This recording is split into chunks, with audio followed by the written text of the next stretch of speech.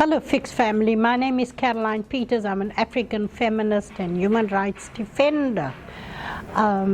So it's Youth Month, and I am the executive director and founder of Callas Foundation.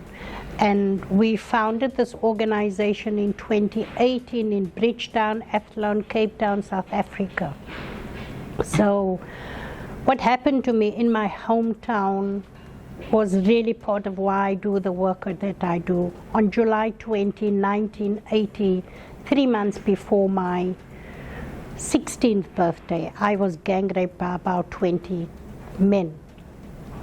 I was left for death, but I survived. And at the time, I had no direction. I wanted to die. I struggled for many years. I struggled after this. But I knew I was safe that night, unlike my friend, because there was a purpose for my life. And so from the age in my early 20s, I started, in fact, later in my 20s, I started advocating for young women, and especially young women on the Cape Flats. Growing up on the Cape Flats, I know how hard it was. I know what it is to be youth on the Cape Flats. I know what it is to be youth. And so youth today often have even more challenges than we had when I grew up. But there's hope. And I want to say to any young girl that is listening or watching this, at the age of almost 16, I wanted to die. But here I am, many years later. I founded an organization. I found my voice after many years, after years of counseling and seeking and finding myself. I've conquered and I overcame.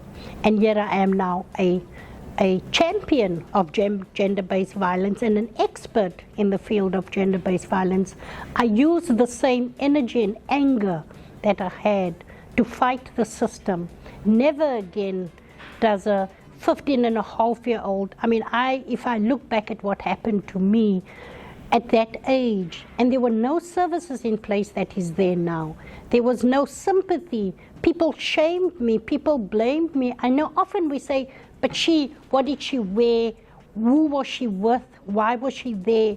We do not say that he raped her and he shouldn't rape, and we put the blame on the young girl. So I want to say to the young women out there, you are not to blame, and don't let anybody shame you. If anything like this, it is not your fault. And there are help out there. There are organizations like ours that will be able to assist you, that will be able to walk this road with you if you are ready to seek justice for any sexual violence situation. So many times we speak about gender-based violence, and we work with young girls, we work with women.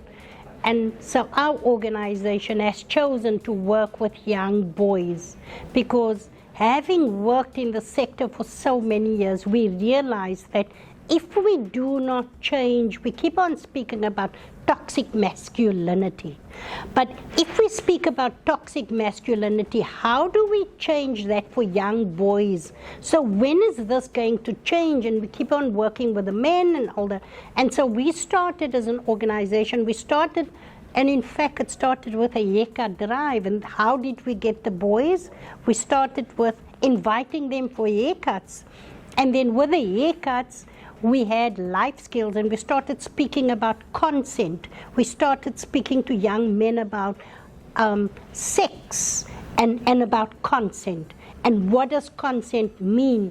And often, we do not realize, just even putting your hand on a girl's shoulder, is it okay for me to touch you? Is it okay for me to put my hand there? We have seen, even in courts, how consent has been why men are accused of rape. And so often we keep on speaking about the terrible things that men do. But so that is why we work with the young boys and young men, because we want to change the narrative that when they become the responsible young adult men, and we have beautiful men in the country, and often we speak about how do we hold space for men. We want to say, so it's socialization. How do we change patriarchy? How do we dismantle patriarchy? It's only going to start if we're going to start working with the young boys and young men in our country. This is the only, I mean, I've been doing this work for 30 years, and we have yet to exhaust. I mean, we do this with women daily, but we do not do it enough with young boys and men. So our work focuses on young boys and young men so that we can change the narrative and stop speaking about toxic masculinity, but that we change those young boys' mindsets. We used to say domestic violence is a private matter. It is not a private matter. And it starts, and it starts at home. It starts with mothers. You know, often when you sit in a conversation, you would say to somebody who knows someone that's affected by gender-based violence, the hands would go up. Then you say to the same group of people, who knows perpetrators of violence against women, and nobody puts up their hand on gender-based violence. And we all know those perpetrators. Those perpetrators are our brothers, our cousins, our fathers, our siblings, our parents, you know. And so gender-based violence affects all of us. If we do not have these uncomfortable conversations about consent, about what is right, what is wrong, socialization. I always say, if you treat your girls that they matter, we give her agency. It's going to be far more difficult for agency to be removed by a man that she has a relationship with. So I want to say, conversations might sound difficult. I remember being a young mother and buying my children young books about sex and sexuality. I know how hard it is. And so I had to learn to practice this in my own relationships, at home, with my grandchildren. I'm doing better. Try it. Moms, dads, have these difficult conversations, because only then, if our children are prepared for the world, if the girl knows agency, boys knows about consent, we're going to end gender-based violence. We can. It's important to reach out. If you're in your room, if you're struggling with anything, there's an organization out there that will be able to assist you.